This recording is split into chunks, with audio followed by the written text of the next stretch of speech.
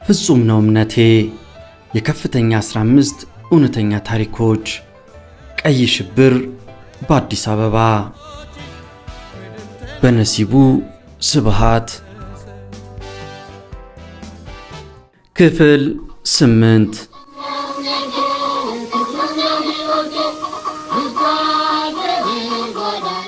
ጊዜው ያተረፋቸው በከፍተኛ 15 በኢሃፓ እንቅስቃሴ ስማቸው እጅጉን ገኖ በወቅቱ ቢገኙ መገረፍ ቃሉ የማይገልጸው ስጋቸው ተዘልዝሎ ገዳዮቹ እስክስታ እየወረዱ የሚገሏቸው በርካታ ነበሩ። የከፍተኛ 15 ገዳዮችን አላደላቸውምና እነኚህ የኢሃፓ ልጆች በተፈላጊው ጊዜና ሰዓት እጃቸው ላይ ሊገቡ ባለመቻላቸው ተርፈው ዛሬን ሲያስቡት እድለኞች ናቸው ከማለት ሌላ ሊባል አይችልም። ኡራኤልን ማዕከሉ አድርጋ በከፍተኛ 15 ስሟ የገነነው ጀግና የኢሃወሊ ዘብ ጌጤ ገብረ ማርያም እንደ ስሟ ለኢሃፓ ጌጡና መኩሪያው የነበረች ጀግና ወጣት ነበረች። በጠላት ወረራ ጊዜ በአርበኝነት ዘመን ጀብዱ የፈጸሙ ጀግና ሴቶች ሀገራችን አፍርታለች። ኢሃፓም በትግሉ እንቅስቃሴ ጀግኖች እህቶቻችን ለሀገራቸውና ለሕዝባቸው ያላቸውን ፍቅር በኢሃፓ አሳይተዋል። ወንድ ብቻ ጀግና ይመስል የወንድ ልጅ የተባለውን አባባል ኢሃፓ የወጣቶች እናት ታጠቂ በገመድ ልጅሽን ጅብ እንጂ አይቀብረውም ዘመድ የተባለበት ዘመን የሴቶች እህቶቻችንን ገድልና መስዋዕትነት ያንጸባርቅ ዘንድ የተባለ ነው።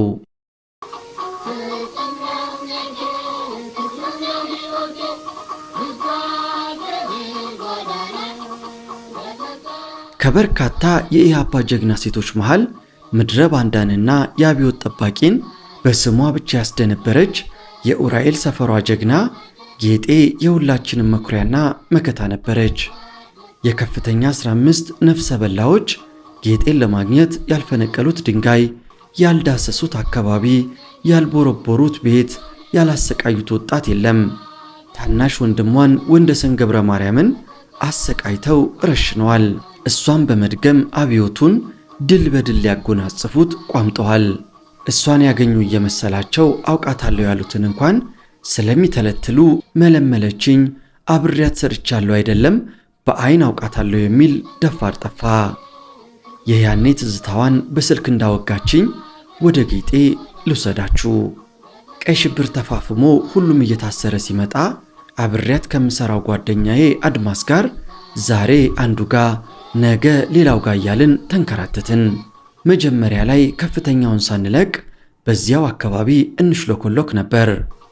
አንድ ቀን ከአድማስ ጋር ሆነን ወደ ገብርኤል መሳለሚያ ዳገቱን ስንወጣ የቀበሌያችን አብዮት ጥበቃ ጋር ተገናኘን። ይህ ሰው እንዳየን ሰላምታ ሰጠንና ቆመን። ለጠቅ አድርጎም ወደ ቀበሌ እንሄድ ዘንድ ጠየቀን። ወዲያው ከአድማስ ጋር ተያየንና ወደ ላይ ሩጫችንን ቀጠልን። ተከተለን። አመለጥነው። ስላመለጥነው ድክመቱን ለመሸፈን በኋላ ሲያወራብን ጌጤን ሊይዛት ስል ተታኩሳ አመለጠችኝ ብሎ አስወራብኝ። አሁን ሁኔታው እጅግ መክፋቱን ስንረዳ ከጓደኛዬ አድማስ ጋር አካባቢ ቀየርንና ወደ መርካቶ ገባን። ሁሌ ስንንቀሳቀስ ነጠላ ተከናንበንና ትልቅ ሰው መስለን ነበር። አንድ ቀን ወጥቼ በርበሬ ተራ ቁልቁል እያዘገምኩ ያለው የቀበሌያችንን ገዳይ ክንፈን ድንገት በቅርብ ርቀት አየሁት። ረዥም ቀይ ስለነበረ ወዲያው ድንገት ነው የለየሁት። አጠገቤ ደርሷል። እንዳየሁት ምንም አማራጭ አልነበረኝም። እሄድ ከነበረው መንገድ ዳር ድንች፣ ቲማቲም ከሚቸረችሩት ቶሎ ብዬ አንዷን ገፋ አደረኳትና ቁጭ ብዬ አቀርቅሬ ድንቹን አስተካክል ጀመር። ሴትዮዋ ደንግጣም ይሁን ግራ ገብቷት ምንም አላለችኝም። ክንፈም በአጠገቤ ተራምዶኝ አለፈ። በዚህ መልኩ ያንን ቀን አመለጥኩ። ክንፈ መርካቶ አካባቢ እንዳለው ሰምቶ ይፈልገኝ እንደነበረ ሰምቼ ነበር። በመጨረሻም አዲስ አበባን መልቀቅ እንዳለብን ተረዳን። በድርጅቱ በኩል ያለን ግንኙነት ሁሉ ስለተበጠሰ ያለምንም ረዳት ወደ ሞያሌ አቅጣጫ በመሄድ እድላችንን ለመሞከር ተነጋገርንና ከአድማስ ጋር ጉዞ ጀመርን። በተቻለን አቅም ራሳችንን በአለባበስ እንደ እናት ቀይረናል። በመጋቢት ወር 1970 ዓ.ም በሌሊቱ ከመርካቶ አውቶቡስ ተራ ተሳፍረን ወደ ደቡብ ለመጓዝ ተንቀሳቀስን። የመጀመሪያውን ኬላ አቃቂ አካባቢ ያለውን በሰላም አለፍን። ወደ ሞጆ መግቢያ ያለውን ኬላ ለመፈተሽ ስንወርድ የሸዋ ፖሊስ አባል የነበረ የቀበሌያችን ነዋሪ ፖሊስ ጋር አይን ለአይን ግጥም አልን። ኬላው ላይ ለፍተሻ ተመድቦ እየሰራ ነበር። በደስታ ፈክቶ እንኳን ደህና መጣችሁ ብሎ ሁለታችንንም አስያዘን። ከዚያ ከፍተኛ 15 ሁለታችንም መጣን። ጌጤ ገብረ ማርያም እንደተናገረችው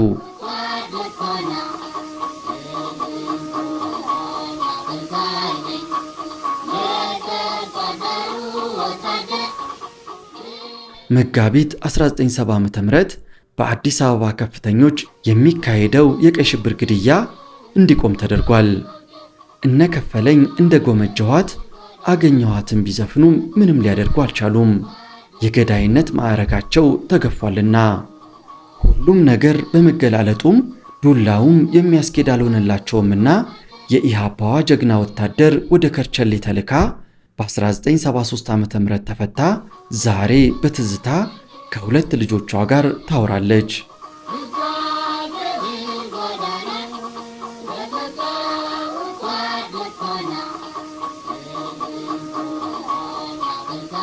ከከፍተኛ 15 ቀበሌ 27 በሕይወት ያለ ጊዜ ካተረፏቸው ወጣት የኢሃፓ ልጆች አንዱ ይብቃ ወልደ ጻዲቅ ነው።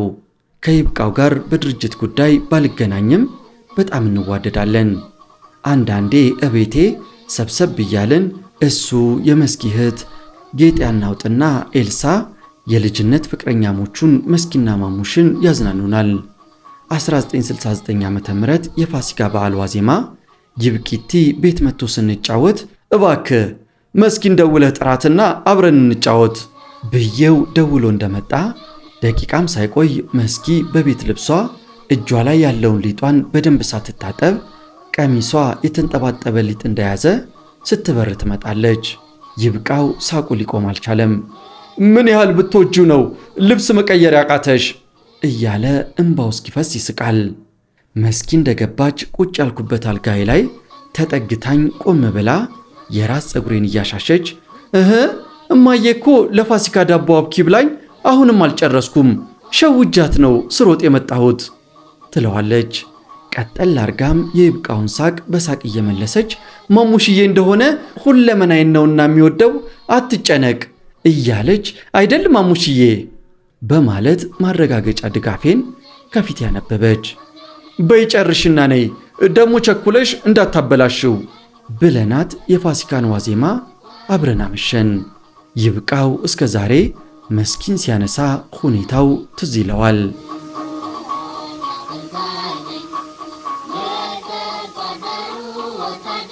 የይብቃው ወንድም በላይ እጅጉ በጣም የታወቀ ሁሌም ስለ ኢሃፓ ሰው ሳይፈራ ቦታ ሳይመርጥ እንዳወራ ነው።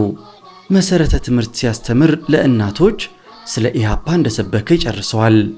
ከቤታቸው አጠገብ ያለውን የአዲሲቱ ቡና ቤት ሴት እህቶቻችንን ቡናና ሻዩን እየጠጣ ስለ ኢሃፓ እየቀሰቀሰ የኢሃፓ ደጋፊ በማድረግ ከፍተኛውን ሚና ተጫውቷል።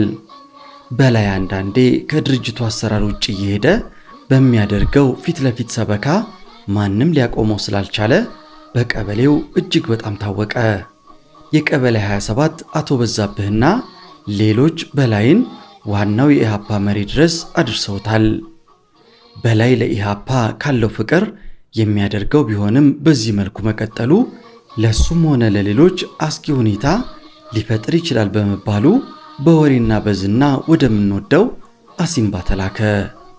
በቀይ ሽብር መከራው ወደ አሲምባ በመውጣቱ ሊያገኙት ባይችሉም ቤተሰቡን በሙሉ አሰቃይተዋል። ወንድሙን አለማየሁን አረመኔው ከፈለኝ በግል ጥላቻ እስኪ ተላ ገርፎታል። ይብቃው በእጃቸው የገባው እንዲሁ የመግደል መብታቸው ከተገፈፈ በኋላ ዘላለማዊ ቀይ ሽብራቸው በቃችሁ በተባሉ ማግስት እየመረራቸውና እየተናደዱ በተቀበሉበት ወቅት ነበርና ቀጣይ እስራቸውን ተከናንቦ በ1978 ዓ.ም ከ8 ዓመት እስር በኋላ የተፈታው የኢሃፓ ጀግና ትዝታው ነው።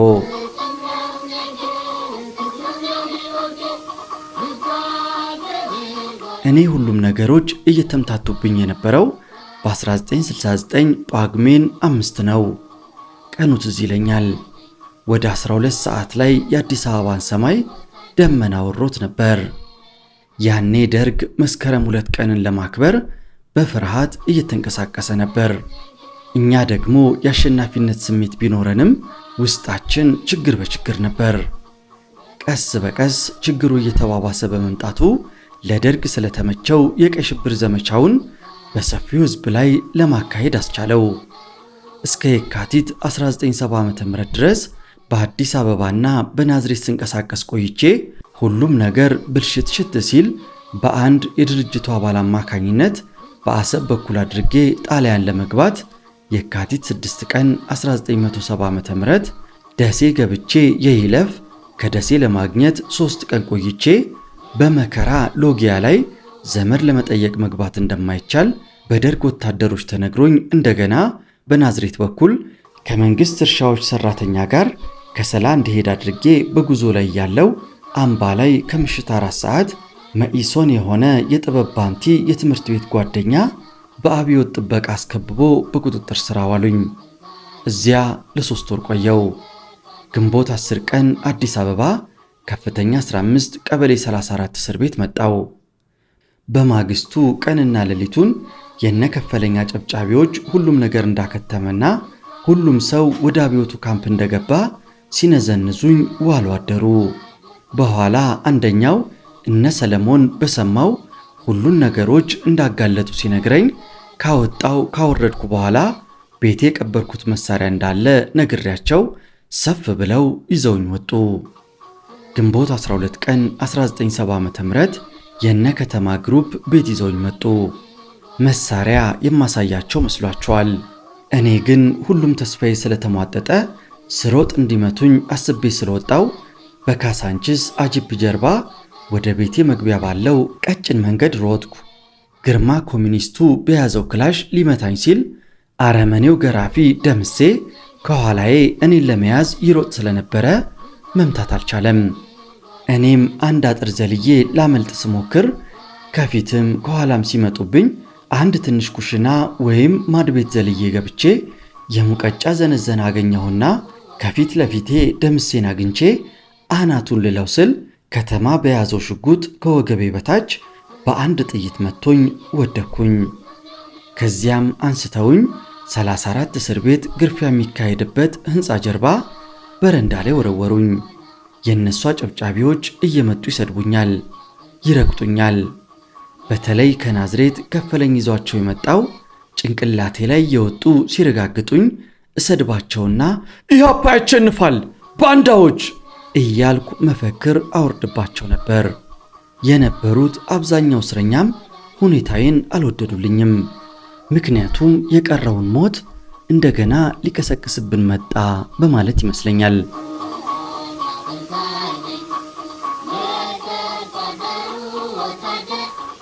ያለምንም ሕክምና ለ21 ቀን እዚያው በረንዳ ላይ ካስቀመጡኝ በኋላ የሲሳይ ምንዳ ቁስል እየሸተተ በመምጣቱ ምክንያት ከሱ ጋር ወስደው እስረኛው ጋር ቀላቀሉን።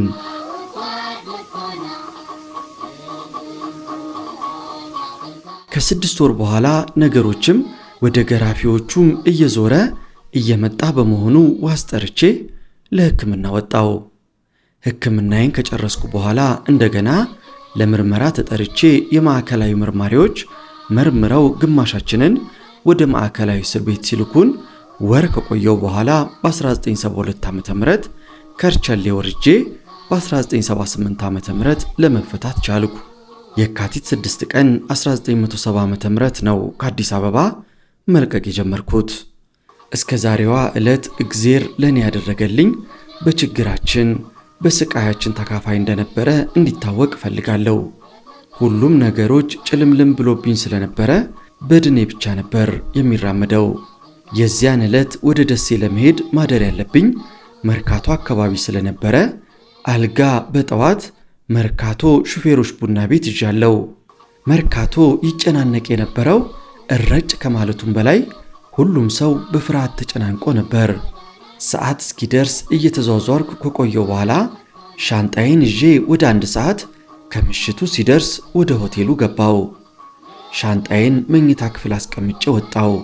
ትንሽ እንዲመሽልኝ ልዟዟር በሞክር በጣም አስፈሪ በመሆኑ እዚያ አልጋ ያዝኩበት ቡና ቤት ገብቼ አንድ ወንበር ላይ ስቀመጥ አንድ ቀይ ልጅ መታ ምን ልታዘዝ ስትለኝ ፋንታ ስላት ደንግጣ ምንም ሳታናግረኝ ቢራ ቀረበችልኝና ለሷም ይዛ መታ አጠገቤ ተቀመጠች። እኔም በድኔ ትክ ብሎ እያያት ዝም ብዬ መጠጣት ጀመርኩ።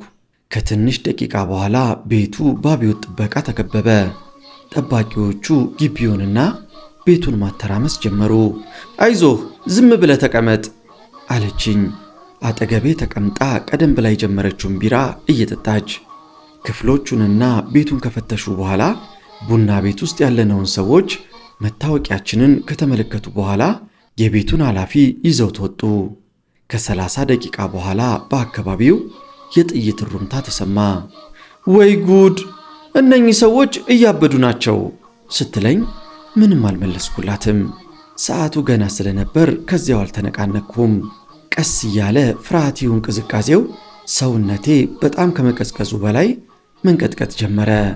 ምን ነው ቢራውን ጠጣ ብላኝ ሁለተኛውን ከፈተችልኝ። እኔም ምንድነች ሰላይ ነች በማለት በጣም ፈራኋት። ቡና ቤቱ የነበሩት ወጣ ወጣ እያሉ ወዲያው ጭር ሲል ይህን ጊዜ ወንድሜን ገለውት ይሆናል ብላ እናንተ የዘመኑ ልጆች የሚገርም ስቃይ ላይ ናችሁ። አሁንም ምንም አልተናገርኩም።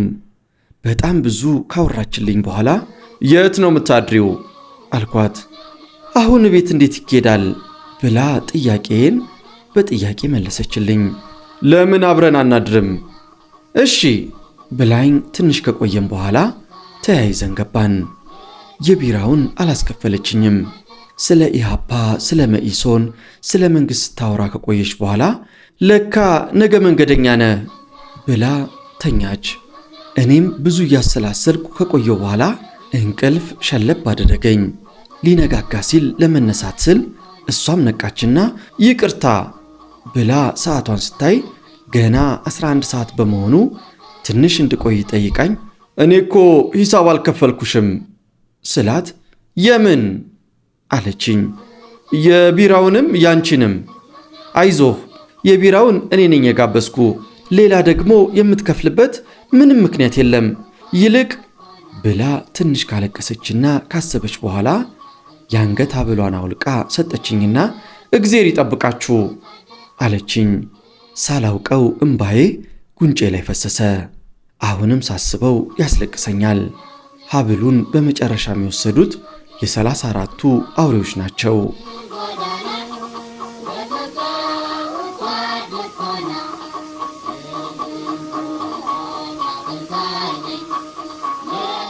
ትርጉም ሥራ ቀናት ቀናትን እየወለዱ ሲሄዱም ባለንበት እስር ቤት የተለያዩ ክንዋኔዎች ማካሄድ ተጀመረ።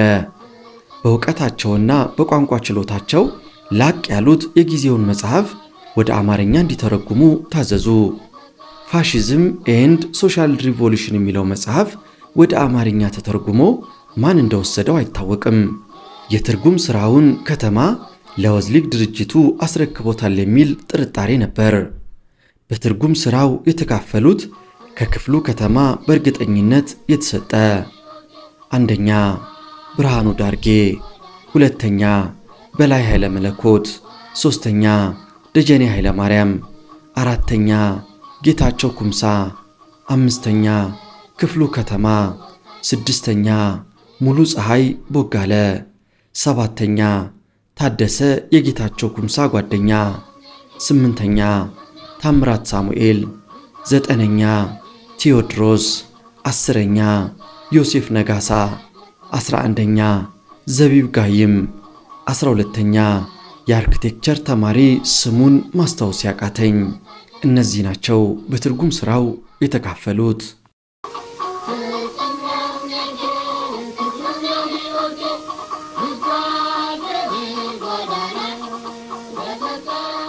ኪነት ደራሽ ውሃ በከፍተኛ 15 በግቢው የኪነት ቡድን በመመስረት ቲያትሮች፣ መዝሙሮች እየደረሱ ማሰራትና ማዘመር ጀመሩ።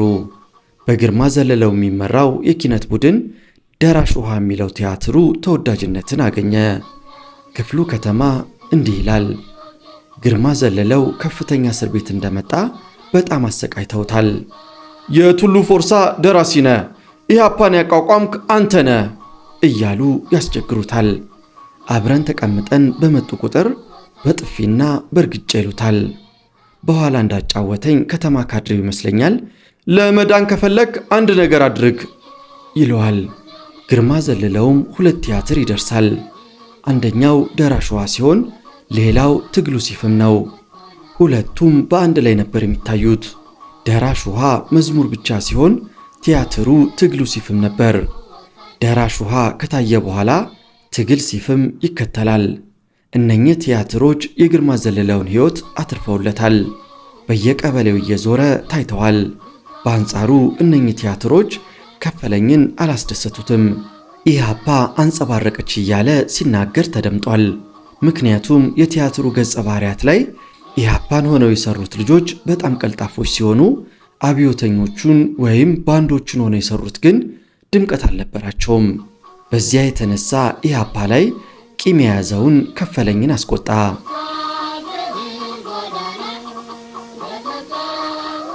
በ1970 ዓ.ም መገባደጃ አካባቢ የሌላ ከፍተኛ ቀበሌ ኪነቶች ግቢያችን እየመጡ የቲያትርና የመዝሙር ቅስቀሳ ማካሄድን ተከትሎ የከፍተኛ 15 የኪነት ቡድን ገና እንደተቋቋመ በአጭር ጊዜ ዕውቅናን አገኘ። በችቧቿን ዝነኛው መዝሙር ሆነ። በአብዮታዊ ሙዚቃና ቲያትሮች ደርግን በሚያወድሱ ሁኔታዎች መቅረብ መጀመራቸው ከግቢያችን ወደ ሌሎች ከፍተኛና ቲያትር ቤቶች፣ ቀበሌዎች በመሄድ በቲያትርና በሙዚቃ መልክ ጸረ አብዮት ተብዬዎቹን ከየመስሪያ ቤቱ ማጋለጥ ጀመሩ ይለናል ግርማ ክፍለ መስቀል።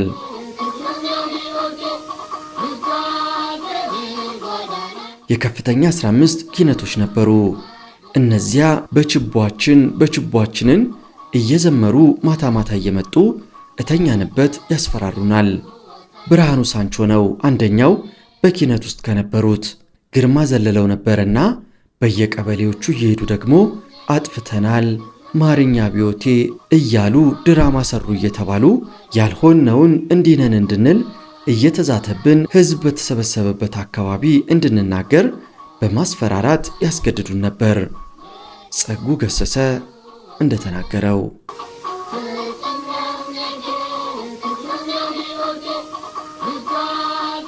የግርማ ዘለለው ድርሰት ትግል ሲፍምና ደራሽ ውሃ ቀደም ሲል በግቢው ውስጥ የታየ ነበር። ግድያ ከቆመ በኋላ የግቢው ጭንቀት በመጠኑም ለቀቅ ሲል በግቢው ውስጥ ሴትና ወንድ መተያየት ተጀመረ። ደስታን አይነት ተጫዋች ደሃ ደረት ላይ ተጋድማ ማንጎራጎር ከቁንጅናዋ ጋር ሁሉ የሌሎችን አይን ሳበች። ሌሎችም ጎራ እየያዙ መንሾካሾክ ሆነ። ሁኔታው እየጠነከረ መጥቶ ሴቶችና ወንዶች አንድ ክፍል ውስጥ እየታጎሩ መጫወትና መተሻሸት ተጀመረ። በዚህ ሁኔታ የተደረሰባቸው ጥንድ ፍቅረኛሞች ከየክፍሉ ተለቅመው የግቢው መሰብሰቢያ አስፋልት ላይ በማታ እንዲወጡ ይደረጋል። መሰብሰቢያው ከሰርቪስ ቤቶቹ መሃል ካለው ጋራዥ ቁልቁል ያለው የመሰብሰቢያ ቦታ ላይ በማታ ወጥተው አስፋልቱ ላይ እንዲተኙ ተደርጎ ደራሽ ውሃ መጣ እየገሰገሰ አድሃሪውን ሁላ እየደረማመሰ የሚለው የቲያትሩ ዝማሬ እየተዘመረባቸው ከገራዡ ላይ የባልዲ ውሃ እንደ ጎርፍ ወደ ታች እየተለቀቀባቸው ከታች እየተገረፉ ተቀጥተዋል።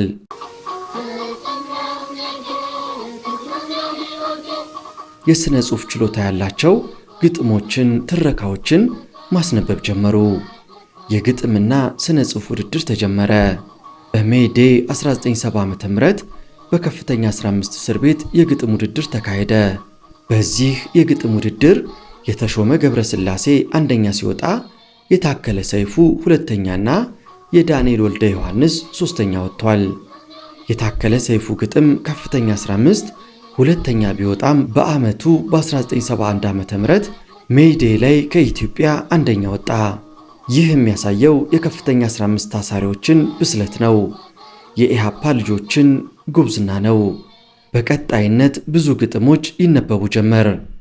አዲስ ትውልድ ዳግም ያኝክ በድድ የተሰኘው ግጥም በዮሴፍ በቀለ የተጻፈው በሳንሱር ምክንያት ለእስረኛው ሳይነበብ ቀርቷል። በእስር ቤቱ ያሉ ባለሙያዎችና ምሁራን ልምዳቸውን ለሌሎች ማካፈል ጀመሩ። እንደነ ግርማ ክፍለ መስቀል አይነት ሰዓሊዎች ስዕል ማስተማር ጀመሩ። ሌሎችም ሌላውን ሊያሳስቡ የሚችሉ ሌሎች ጉዳዮችን ላለማብሰልሰል በመሞከር እስር ቤቱን ወደ መማሪያና መዝናኛነት እስረኛው ራሱ ለወጠው።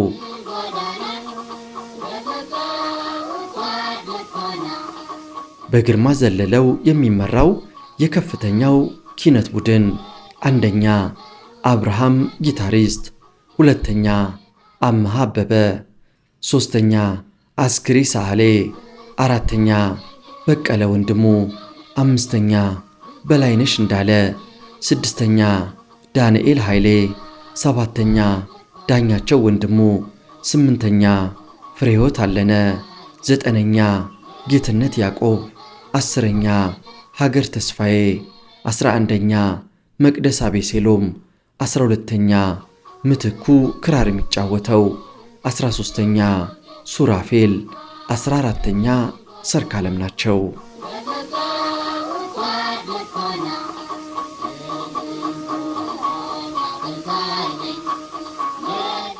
ውድ የኢትዮ ትዝታ ቤተሰቦች፣ ለመሆኑ በከፍተኛ 15 እስር ቤት ጨካኝ ገራፊ የነበረው ከፈለኝ መጨረሻው ምን ሆነ? በቀጣይ ክፍሎች የምናየው ይሆናል። ሐሳብ አስተያየቶቻችሁን ግን በሐሳብ መስጫው ላይ ንገሩን። ለባለ ታሪኩ ነሲቡ ስብሃትም ጥያቄ ካላችሁ በዚሁ በሐሳብ መስጫው ላይ ንገሩን። ላይክ፣ ሼር፣ ኮሜንት በማድረግም ዝግጅታችን ለብዙዎች እንዲደርስ እገዛ አድርጉልን። ለዛሬ አበቃን። ታሪኩን ያገኘነው ፍጹም ነው እምነቴ፣ ቀይ ሽብር፣ የከፍተኛ 15 እውነተኛ ታሪኮች ከሚለው በነሲቡ ስብሃት ወይም አሉላ ከተጻፈው መስከረም 2007 ዓ.ም ከታተመው መጽሐፍ ላይ ነው። ለዛሬ አበቃን። ይህም የኢትዮጵያ ታሪክ ነው።